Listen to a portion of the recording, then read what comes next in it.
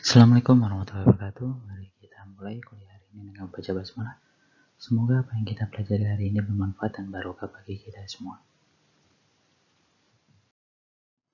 Hari ini kita akan membahas mengenai tata ruang, yang dimana tata ruang itu berisi pola ruang dan struktur ruang.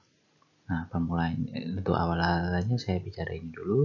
Jadi ruang adalah wadah yang meliputi ruang darat, ruang laut, ruang udara, termasuk ruang di dalam bumi sebagai satu kesatuan wilayah. Tempat manusia dan makhluk lain hidup, melakukan kegiatan, dan memelihara kelangsungan hidupnya. Nah, jadi ruang itu yang dimaksud ruang sini adalah wadah yang ada di permukaan bumi.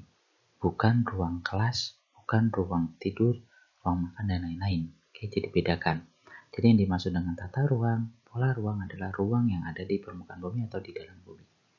Oke, nah, tapi fokus kita ruangnya adalah ruang yang ada di permukaan bumi, khususnya saat ini kita membahas tata ruang atau pola ruang atau struktur ruang yang ada di darat.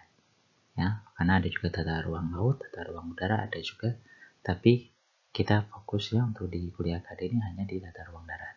Nah, tata ruang itu sendiri, ini adalah tata ruang adalah wujud dari struktur ruang dan pola ruang.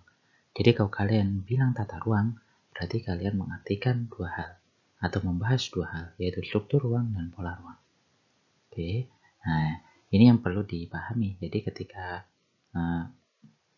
membuat penelitian, maka ketika di judul ada tulisan membandingkan atau mencocokkan penggunaan dengan tata ruang itu boleh, tetapi di dalam proposalnya harus jelaskan tata ruang yang mana yang akan kalian pakai, struktur ruangnya, pola ruangnya, atau keduanya, ya, karena itu suatu hal yang berbeda. Di sini penjelasannya, struktur ruang adalah susunan pusat-pusat, kemungkinan sistem jaringan sarana prasarana yang berfungsi untuk mendukung kegiatan sosial ekonomi masyarakat dan secara hierarkis memiliki hubungan fungsional. Jadi ada jaringan sarana dan prasarana dan hubungan hierarki antar sarana prasarana ataupun antar ruang yang ada di suatu wilayah. Itu struktur. Bicara struktur berarti kita bicara kalau di rumah itu seperti tulang-tulangnya. Oke, ada tiang-tiangnya. Itulah struktur. Sedangkan pola adalah ruang-ruangan yang ada di dalam rumah itu. Jadi struktur itu yang membentuknya sehingga rumah itu bisa terbentuk, bisa berdiri. Sedangkan pola ruang adalah hasil yang dibentuk oleh struktur ruang. Nah, jadi makanya di sini di pola ruang adalah distribusi peruntukan ruang dalam suatu wilayah yang meliputi peruntukan ruang untuk fungsi lindung dan fungsi budidaya. Nah, jadi ruang-ruang yang tadi itu diperuntukkan untuk lindung atau untuk budidaya. Ya, ini nanti detailnya tentang ini seharusnya bagi yang sudah mengambil perencanaan wilayah sudah dibahas, atau yang sedang mengambil mata kuliah perencanaan wilayah nanti akan saya bahas di sana apa itu fungsi lindung, apa itu fungsi budidaya. Jadi tata ruang itu bicara pola ruang dan bicara struktur ruang. Jadi kalau kalian membicarakan atau berdiskusi tentang tata ruang akan bergerak ke pola ruang dan struktur ruang. Walaupun sebenarnya orang-orang ketika bicara tata ruang itu identik dengan membicarakan pola ruang. Ya berupa peta. Mana yang untuk lindung, mana untuk budidaya, mana untuk permukiman, mana untuk hutan, dan lain-lain. Tetapi jika bicara tata ruang berarti kita tidak hanya bicara pola, tetapi juga struktur ruang yang ada di suatu wilayah. Jadi kalau pola ruang ini tadi untuk peruntukan kawasan lindung atau kawasan budidaya, ya, sedangkan struktur ruang itu berisi ada sarana prasarana di dalamnya, terus ada keterkaitan fasilitas dan ruang, serta yang adalah hierarki wilayah. Nah, inilah tata ruang. Makanya kemarin ketika kuliah yang tentang Satpras saya bilang Satpras itu nanti akan terkait dengan struktur ruang. Nah, fungsinya adalah ini karena Satpras itu bagian dari struktur ruang. Oke, di sini kita akan mencoba membahas sedikit tentang apa itu pola ruang. Jadi, pola ruang sudah dijelaskan di atas tadi, bahwa distribusi peruntukan ruang adalah dalam suatu wilayah yang meliputi peruntukan untuk fungsi lindung dan fungsi budidaya. Nah, sedangkan penataan ruang adalah sistem proses perencanaan tata ruang, pemanfaatan ruang, dan pengendalian pemanfaatan ruang. Jadi, rencana pola ruang wilayah dirumuskan berdasarkan kebijakan dan strategi penataan ruang wilayah atau kota, daya dukung, daya tampung, kebutuhan ruang, dan peraturan perundang-undangan. Jadi pola ruang itu adalah peruntukan untuk lindung dan budidaya. Lindung untuk difungsikan untuk melindungi sebagai melindungi fungsi-fungsi yang ada di bawahnya. Contohnya fungsi lindung itu ya untuk hutan. Ya hutan kita tahu sendiri untuk kelestarian alam dan juga untuk fungsinya adalah untuk mencegah, bisa untuk longsor, mencegah banjir, dan juga untuk daerah resapan agar ketersediaan air tanah itu menjadi tetap terjaga. Sedangkan budidaya adalah fungsi yang bisa kita manfaatkan oleh manusia, oleh masyarakat, bisa untuk permukiman, untuk pertanian, perladangan, ataupun tambang. Nah, itulah pola ruang yang sudah sangat sering kalian dengar. Sedangkan struktur ruang apa sih? Nah, struktur ruang adalah terdiri dari unsur-unsur ruang tadi. Unsur-unsur ruang itu berupa sarana prasarana.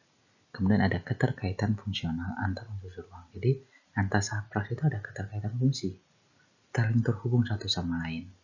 Ya, kemudian ada tingkatan hierarki. Jadi hierarki itu menjadi struktur ruang wilayah. Jadi mana yang lebih tinggi, mana yang lebih rendah. Nah, ini sama seperti berkaitan dengan kemarin analisis sarana prasarana terhadap hierarki wilayah. Nah, kemudian perubahan pada salah satu unsur ruang akan berpengaruh pada sistem struktur ruang wilayahnya, ya, karena saling terkait satu sama lain maka akan mempengaruhi unsur-unsur yang lain. Bagaimana struktur ruang itu dapat terjadi? Ada 3 proses. Yang pertama adalah proses alami. Hasil interaksi kegiatan alam, fase dan kegiatan unsur untuk meningkatkan kualitas hidupnya. Sehingga secara alami struktur ruang itu terbentuk. Jadi isinya, sarana prasarana, kemudian jaringan-jaringan jalan, komunikasi terbentuk secara alami. Karena ada kegiatan alam, misalnya dia danau, dia hutan, mata air, sehingga menyebabkan munculnya kegiatan-kegiatan masyarakat di situ secara atau pasar. Nah, ini yang jadi kegiatan alam atau pasar atau yang alami itu tadi menjadi pusat dari kegiatan-kegiatan yang lain. Yang kedua itu adalah sesuatu yang direncanakan. Jadi struktur ruang itu dibentuk untuk karena adanya pemukiman baru. Jadi struktur ruang itu direncanakan. Karena contohnya karena ingin adanya Solo baru atau BSD, maka perlu dibuat namanya struktur ruangnya dulu. Akses jalannya diperbaiki, fasilitasnya disiapkan, kemudian sarana prasarana pendukungnya disiapkan, baik itu misalnya untuk kesehatan, untuk pendidikan, atau untuk sarana air bersihnya, listrik, dan lain-lain. Sehingga perlu itu yang direncanakan. Sedangkan bisa juga yang ketiga, yaitu gabungan, yaitu memanfaatkan kondisi eksternal wilayah dan mengutamakan kedudukan kota sebagai simbol wilayah penting. Jadi pengembangan sistem perkotaan. Nah, maksudnya sistem perkotaan ini adalah wilayah-wilayah sekitar. Wilayah sekitar kota itu memang sudah secara alami terbentuk kegiatan secara alami sudah terbentuk kegiatannya, sudah terbentuk perkumpulan-perkumpulan kegiatan masyarakatnya. Tapi kemudian direncanakan agar wilayah yang berada di sekitar kota atau wilayah bukan pemekaran ya, ke arah suburban yang dari kota itu atau kawasan perkotaan itu dapat terbentuk atau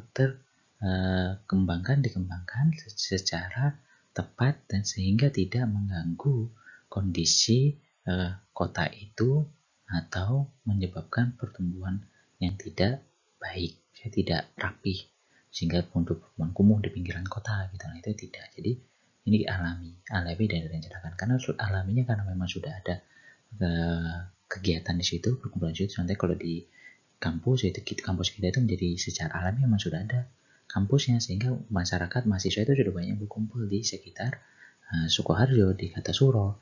Nah, tapi kemudian oleh pemerintah direncanakan bagaimana agar kota Solo dan Kartasuro itu dapat menjadi satu kesatuan fungsional kota sebagai kawasan kota dan kawasan perkotaannya, sehingga tidak mengakibatkan ke gap kondisi. Jadi misalnya di Solo udah dibangun rapi, tapi kawasan di sekitarnya yang berdekatan, contohnya di Kartasuro, tiba-tiba kondisi wilayahnya karena tidak direncanakan menjadi kumuh, menjadi tidak teratur, dan seterusnya. Nah, ini jadi struktur ruang itu digunakan untuk itu. Ya. Nah, ini yang penting. Struktur ruang itu adalah struktur ruang kawasan kota itu direncanakan dan dibangun untuk mewujudkan sarana pengembangan wilayah mewadahi kebutuhan pertumbuhan komunitasnya. Diasumsikan struktur ruang dapat dikendalikan untuk perkembangan mencapai tujuan yang dikehendaki. Mengapa bisa muncul ini? Struktur ruang itu tadi sudah disebutkan ada namanya dia berisi sarana dan prasarana. Oke, sarana prasarana terutama prasarananya jalan, telekomunikasi, listrik, dan air bersih itu menyebabkan kemudahnya pola ruang itu dapat terbentuk atau tidak dapat terbentuk. Nah, jadi ketika suatu wilayah ingin tetap dijaga menjadi kawasan pertanian yang tidak ingin dikonversi menjadi wilayah yang lain, atau kawasan hutan yang tidak ingin dibuka hutannya, maka jangan dibuat sarana atau prasarana yang menuju ke sana. Jadi aksesibilitasnya cukup satu jalan, tidak perlu.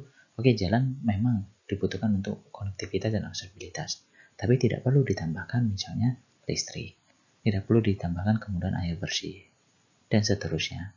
Mengapa? Karena ketika sudah ada kemudahan akses untuk mendapatkan sarana dan prasarana di suatu wilayah, maka itu akan men-trigger wilayah itu untuk dapat terbangun menjadi lebih cepat. Oke, nah ini yang sudah terjadi di banyak wilayah kan? Banyak wilayah mungkin di desa-desa yang tempat kalian tinggal saat ini sudah seperti itu. Pertama dimulai dengan jalannya dibuat rapi, dibuat bagus. Tapi kemudian muncul yang namanya listrik. Listrik menjadi kebutuhan yang paling pokok. Kemudian setelah listrik misalnya ada PDAM. Nah, setelah PDAM misalnya ada jaringan telekomunikasi. Nah, itu yang menyebabkan orang-orang mau untuk tinggal ke sana. Tinggal atau membeli tanah di sana dan menjadi dibangun. Nah, itu yang membentuk sehingga membentuk wilayah itu menjadi terbangun atau berkembang. Nah, oleh karena itu, ketika kita ingin mengendalikan pertumbuhan wilayah, perkembangan wilayah, maka struktur ruangnya harus yang diatur. Nah, ini juga yang kemudian menyebabkan kenapa Pak Jokowi lebih berfokus pada pembangunan infrastruktur sekarang. Karena dengan adanya infrastruktur di setiap wilayah, maka itu akan menjadi stimulus untuk wilayah-wilayah yang belum berkembang dapat berkembang. Kenapa? Karena sudah adanya sarana-prasarana pendukung. Munculnya jalan tol di mana-mana, munculnya misalnya pelabuhan-pelabuhan, waduk-waduk, itu adalah untuk struktur ruangnya itu terbentuk sehingga pola ruang di sekitarnya, misalnya pemerintah ingin menyebabkan di beberapa wilayah itu menjadi wilayah yang berkembang, maka itu bisa terwujud. Nah, jadi oleh karena itu struktur dan pola ruang itu tidak bisa dipisahkan. Struktur itu bisa membentuk pola ruang, dan pola ruang itu menyebabkan struktur ruang apa yang perlu ada di situ. Ya, contohnya pola ruang. Ya, mengapa saya bilang itu? Kalau misalnya di permukiman yang sudah pasti struktur ruangnya berbeda dengan di wilayah pertanian. Ya. Kalau di perkotaan, misalnya di wilayah permukiman sudah pasti harus ada infrastruktur listrik, kemudian telekomunikasi, air bersih, dan seterusnya. Tapi kalau di daerah pertanian apa yang paling penting adalah cuma air irigasi, bukan air bersih. Air bersih untuk irigasi. Tapi apakah perlu listrik di sana? Ya tidak perlu di wilayah pertanian. Nah, apakah perlu sinyal untuk telepon? Ya tidak juga. Nah, itulah yang menjadi hal yang paling penting di sini. Struktur ruang itu menjadi kontrol untuk terbentuknya sebuah pola ruang, dan juga menjadi kontrol agar pola ruang itu dapat terwujud. Nah, tetapi struktur dan pola ruang ini tidak bisa terpisahkan. Tidak kemudian karena struktur yang paling penting, maka pola ruangnya tidak perlu dipikirkan, tidak. Tapi pola ruang tetap harus direncanakan. Karena pola ruang itu akan menentukan struktur ruangnya. Oke, karena ya seperti bilang tadi, pola ruang tertentu maka membutuhkan struktur ruang tertentu di wilayahnya. Nah, ini sebagai contoh, jadi ada unsur fungsional. Apa sih unsur fungsional? Itu kan sarpras. Jadi ada puskesmas, mall, rumah sakit, dan lain-lain. Itulah unsur ruang. Ya. Nah, kemudian unsur keterkaitan fungsional. Jadi puskesmas punya secara fungsi, nanti dari puskesmas bisa rujukan ke rumah sakit. Kemudian SMA dengan universitas, puskesmas dengan Pemda, mall dengan Pemda, dan seterusnya. Oke, jadi ada keterkaitan fungsional. Fungsinya bagaimana? Ada yang fungsinya erat, ada yang fungsinya tidak erat. Contohnya pasar dengan mall ya sudah pasti tidak terlalu erat. Mengapa? Karena pasar dan mall pasti berbeda. Pasar bersifat tradisional, mall tidak modern. Atau SMA dengan mall mungkin sangat tinggi, ya kan? Karena anak SMA suka nongkrong di mall. Tapi SMA ke pasar memang jarang anak-anak SMA yang mau datang ke pasar. Nah, ya, dan seterusnya. Ini yang disebut keterkaitan fungsi. Keterkaitan fungsi Keterkaitan fungsi itu menjadi ada tingkatan ruang. Nanti ada namanya pusat orientasi, dan sub pusat orientasi. Jadi pusat orientasi menjadi pusat dari semua kegiatan. Nah, kalau dari sarana prasarana bisa jadi pusat orientasi di suatu wilayah itu adalah kantor gubernur, kantor gubernurnya, kantor bupati. Bisa juga bukan dua itu, tapi misalnya alun-alun dan seterusnya. Misalnya kalau di Jogja contohnya bisa jadi keraton. Jadi pusat dari orientasi wilayahnya. Subpusatnya mungkin Malioboro. Dan wilayah-wilayah yang lain itu akan berinteraksi dengan Malioboro dan seterusnya. Oke. Ini kalau misalnya kalian bisa ini merupakan penjelasan lain dari hierarki kota, hierarki wilayah yang kita bahas di pertemuan yang mengenai sarana dan prasarana. Bagaimana sih penerapan konsep struktur ruang itu di dalam penataan ruang kabupaten ataupun kota? Nah, kalau di wilayah kabupaten, unsur-unsur ruangnya adalah fungsional. Jadi berisi di dalamnya pusat-pusat kegiatan, pusat kegiatan penting. Jadi ada pusat-pusat kegiatan, misalnya kantor kecamatan, misalnya pusat kegiatan pentingnya candi, kalau misalnya di Jogja atau di Solo ada keraton dan seterusnya. Jadi unsur-unsur ruangnya adalah pusat-pusat kegiatan, misalnya Borobudur, Prambanan dan seterusnya. Jadi nanti tidak hanya bicara sarpras, tetapi juga pusat-pusat kegiatan. Nah, kemudian keterkaitan fungsionalnya yang menghubungkan antara pusat-pusat itu berupa jaringan jalan. Nanti di dalam struktur ruang ada jaringan jalan. Sedangkan hierarkinya adalah ordonya. Jadi mana kabupaten, kecamatan, ordo 1, ordo 2, ordo 3, ordo 4, enggak. Seterusnya di dalam struktur ruang wilayah kabupaten. Nanti silahkan dibaca di bagian yang struktur ruang wilayah kabupaten di wilayah kajian masing-masing kalau yang kabupaten.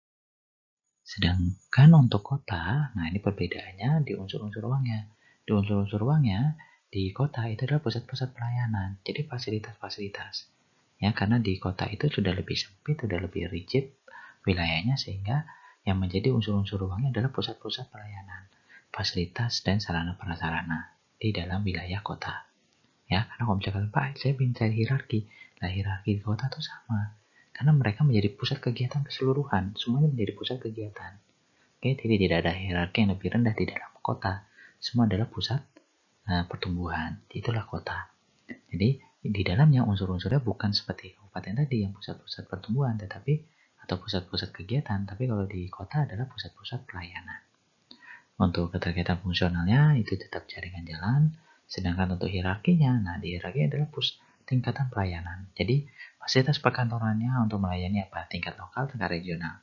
Pendidikannya juga seperti apa? Kesehatannya seperti apa? Oke, kalau ada bandara, ada terminal, apakah pelayanan regional atau pelayanan lokal? Jadi di dalam suatu ruang wilayah kota itu adalah hierarki pelayanan dari pusat-pusat pelayanannya untuk tingkatan hierarkinya. Oke, nanti untuk lebih jelasnya bisa kalian baca sendiri di dalam di dalam tata ruang wilayah kota. Oke, untuk yang objek kajiannya adalah wilayah kajiannya adalah kota. Oke, ini contohnya untuk peta struktur ruang di kota Wonosari. Contoh di kota, jadi kalau di kota itu nanti berupa titik-titik karena struktur ruangnya berupa fasilitas-fasilitas kegiatan. Jadi fasilitas sarpras yang ada di kota. Nah, ini contohnya kalau di kota, jadi kalau bisa dilihat seperti ini, jadi bentuknya ada titik-titik, jadi pusat-pusat kegiatan. Nah, ini adalah struktur ruang existing dari dari kota Wonosari. Oke, jadi sehingga untuk tugas pertemuan ini mengenai karakteristik pola ruang dan struktur ruang berisi untuk pola ruang ya, berisi tentang deskripsi dari list rencana kawasan lindung yang ada di wilayah kajian kalian, atau list dan juga list rencana kawasan budidaya serta sebarannya seperti apa sih, polanya seperti apa, itu untuk pola ruang. Sedangkan untuk struktur ruangnya nanti deskripsi rencana sarprasnya di wilayahnya, keterkaitan fasilitas dan ruangnya, atau deskripsi rencana hierarki wilayahnya. Oke, jadi struktur ruangnya terkait dengan deskripsi dari rencana-rencana yang ada di wilayah itu. Juga bisa ditambahkan nanti sebaran. Oke, kalau yang kota berarti sebarannya, sebaran fasilitas. Kalau yang di wilayah berarti pusat-pusat kegiatan itu ada di mana. Ya. Jadi semuanya berdasarkan rencana tata ruang. Jadi kalian harus memiliki rencana tata ruang dari wilayah kajian. Dicari. Bentuknya berupa perda. Oke, nanti dicari, nanti dibaca, kemudian dibuat. Jadi di dalam tugas yang minggu ini adalah melihat karakteristik pola ruang dan struktur ruang. Pola ruangnya seperti apa, struktur ruangnya seperti apa. Ya, disesuaikan dan berusaha untuk merangkum, oke, menyimpulkan dari tulisan yang banyak yang ada di dalam dokumen itu. Ya, jadi jangan nanti copy paste saja, tapi coba dibuat pola ruang dan struktur ruangnya. Kemudian untuk analisisnya bisa berupa menganalisa apakah rencana tata ruang yang ada di wilayah kalian itu baik pola ataupun struktur ruangnya itu akan mengarah kemana. Nah, itu bisa kalian bandingkan, bisa kalian analisis berupa kajian wilayah, apakah pola ruang dan struktur ruangnya itu menuju pembangunan yang mengarah kemana, apakah ke arah pembangunan yang fokus ke ekonomi atau fokus ke misalkan wisata atau apa. Nah, bisa kalian analisa seperti itu untuk analisanya. Atau bisa berupa perencanaan tata ruang untuk analisa pola ruang dan struktur ruangnya. Nah, jadi silakan dipilih. Kalau misalnya kalian lebih mudah yang tadi untuk melihat analisa pola ruang dan struktur ruang secara keseluruhan itu seperti apa wilayah kalian.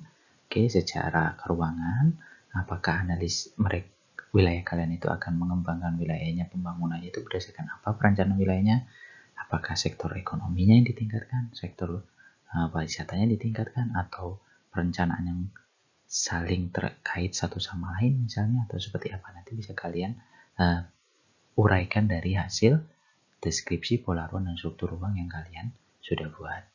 Atau yang kedua ada perencanaan tata ruang. Nah, apa sih dimaksud dengan perencanaan tata ruang? Singkatnya saya akan membahas dari proses pengambilan dari perumusan masalah potensi hingga membuat desain perencanaan yang kemudian ditetapkan sebagai produk formal. Nah, jadi perencanaan tata ruang itu diakhiri dengan yang namanya produk hukum berupa perda. Tujuannya ini untuk keberlanjutan yang pasti keharmonisan lingkungan alam dan buatan. Jadi yang alami dan yang buatan yang dibuat oleh manusia itu harus harmonis, tidak saling merugikan satu sama lain untuk kehidupan yang aman, nyaman, produktif, dan berkelanjutan. Oke. Bagaimana step by step perencanaan tata ruang yang dimulai dengan survei dan perhitungan kebutuhan ruang. Ya, ini yang dimaksud dengan karakteristik wilayah. Jadi bagaimana karakteristiknya? Bagaimana kebutuhannya untuk penduduk, untuk lingkungan, dan lain-lain. Dimulai dengan itu, seperti yang kalian buat sekarang. Ini adalah proses untuk salah satu untuk digunakan untuk perencanaan tata ruang. Jadi melihat karakteristik, kemudian dari karakteristik itu muncul yang namanya potensi dan hambatan. Setelah tahu potensi dan hambatan, kalian membuat alokasi pemanfaatan ruang. Mau seperti apa ruangnya? Berdasarkan potensi dan hambatan, kalian ingin mengakomodir potensi atau mengatasi hambatan. Nah, kemudian setelah dialokasikan seperti apa? Susunan pola ruangnya, rencana ruangnya, maka dibuatlah bentuk perencanaan tata ruang yang akan dicapai di masa depan di wilayah kalian. Nah, seperti itu kurang lebih simpelnya dari langkah-langkah perencanaan tata ruang. Nah, ini prosesnya untuk rencana tata ruang itu ya dimulai dari struktur ruang. Jadi dilihat existing-nya. Jadi yang dilakukan pertama adalah existing-nya. Jadi mungkin ini simpelnya seperti ini, existing ya. Kemudian ada kajian-kajian lain ketika LHS dan teman-temannya.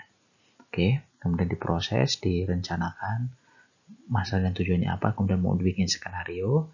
Setelah itu dipilih yang terbaik dari rencana yang dibuat, maka kemudian diperdakan. Nah, nanti hasilnya ada kawasan lindung, budidaya, dan seterusnya. Oke, jadi rencana tata ruang itu adalah bagian dari penataan ruang. Di mana perencanaan tata ruang itu berisi dari penyusunan hingga penetapan. Nah, namun tidak berhenti di perencanaan saja, kemudian dilanjutkan dengan pemanfaatan ruang. Bagaimana bisa rencana itu dapat diimplementasikan? Oke, setelah diimplementasikan harus dikendalikan apakah pemanfaatan ruangnya sesuai dengan perencanaan yang ada atau tidak. Nah, itu yang perlu dilakukan. Itulah langkah-langkah penataan ruang. Jadi kalau bicara penataan ruang, itu tidak berhenti di perencanaan saja, tapi bagaimana proses implementasinya dan bagaimana untuk pengendaliannya. bila terjadi pemanfaatan ruang yang tidak sesuai dengan rencananya. Oke, di sini akan saya memberikan contoh. Tadi kan teorinya, ini contohnya. Jadi contoh untuk membuat sebuah pola ruang dari suatu wilayah hanya membutuhkan 3 data, yaitu kelerengan, jeritan, dan intensitas hujan. Jadi ini simple ini menurut SK Menteri Pertanian ya tahun 80 ini. Karena kalau yang sekarang sudah sangat rigid, tapi kita pakai yang tahun 80 ini saja. Jadi untuk menentukan mana kawasan lindung, mana kawasan penyangga, mana kawasan budidaya. Nah, nanti jadi seperti ini nanti. Jadi pakai scoring. Jadi dari parameter-parameter yang ada, kemudian di skor, hasilnya menjadi seperti ini. Nanti silakan dibaca SK Menterinya untuk scoring dan nilai dari tiap parameter. Nah, di sini saya jelaskan konsepnya. Oke, jadi bagaimana sih penerapannya untuk pembuatan pola ruang yang simple? Nah, ini pola ruang yang kita jelaskan pola ruang. Jadi yang pertama adalah kalian mengintersek lereng, curah hujan, dan tanah. Oke, kalian intersek. Nanti dari hasil intersek itu kalian akan mendapatkan bagian dari hasil intersek itu memiliki nilai lereng, curah hujan, dan tanah. Nah, dari nilai-nilai itu kemudian sekalian skor, kemudian kalian totalkan sehingga kalian bisa menentukan setiap bagian dari intersek itu termasuk mana, apakah kawasan lindung atau kawasan budidaya menurut SK Menteri Pertanian yang tadi ya. Silakan dibaca dulu ya, belajar untuk membaca. Nah, setelah itu kawasan lindung dan kawasan budidaya itu ditambahkan dengan kawasan lindung lainnya. Nanti dibaca lampiran di dalam SK Menteri Pertanian. Nah, setelah itu kemudian dilakukan union. Jadi di merge. Jadi kalau union itu menggabung sekaligus memotong dan berbagian di bawahnya, sedangkan merge hanya menggabungnya. Oke, jadi ini yang di union. Jadi digabung kawasan lindung lainnya dengan kawasan lindung. Nah, kemudian yang kawasan lindung dan kawasan lindung lainnya itu menjadi peta baru, ya kan, diintersek dengan peta administrasi dan bisa juga diintersek dengan peta land use untuk mengetahui kecocokan antara kawasan lindung dengan penggunaan lahan existing. Nah, kalian sudah dapat kawasan lindung lainnya. Tapi ini hanya berdasarkan 3 parameter yaitu lereng, curah hujan, dan tanah. Kemudian kawasan budidaya gimana? Nah, gampang sekali ini. Hanya tinggal kalian yang tadi kawasan budidaya yang hasil intersek yang di atas tadi, kalian potong, oke, kemudian kalian klip, oke, kalian klip antara land use existing dengan kawasan budidaya. Nah, ketika diklip hasilnya menjadi yang seperti yang nomor 5, kemudian kalian tambahkan, kalian ubah namanya. Jadi kalau penggunaan lahan sawah jadi kawasan budidaya pertanian, kalau kebun jadi kawasan budidaya perkebunan, dan seterusnya. Oke, setelah itu tambahkan kawasan budidaya tambahan, misalnya ada kawasan budaya dan lain-lain. Kalian union, akhirnya kalian mendapatkan kawasan budidaya.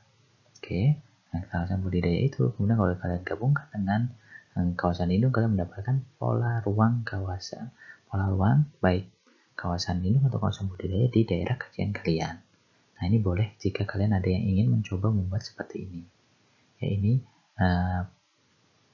mau belajar untuk membuat pola ruang dan struktur ruang secara sederhana menggunakan 3 aspek, yaitu lereng, curah hujan, dan tanah. Hasilnya nanti seperti ini contohnya di Kota Jogja untuk rencana pola ruangnya. Jadi ada kawasan lindung dan kawasan budidaya. Ya, inilah pola ruang. Pola ruang itu adalah peruntukan ruang, mana yang untuk hutan lindung, mana kawasan resapan air, mana untuk hutan yang lahan basah, mana untuk lahan kering, dan seterusnya. Oke. Kemudian untuk rencana pola ruang wilayah Kabupaten Gunung Kidul, contohnya hasilnya seperti ini. Jadi ada kawasan budidaya dan kawasan lindung. Itulah pola ruang. Oke.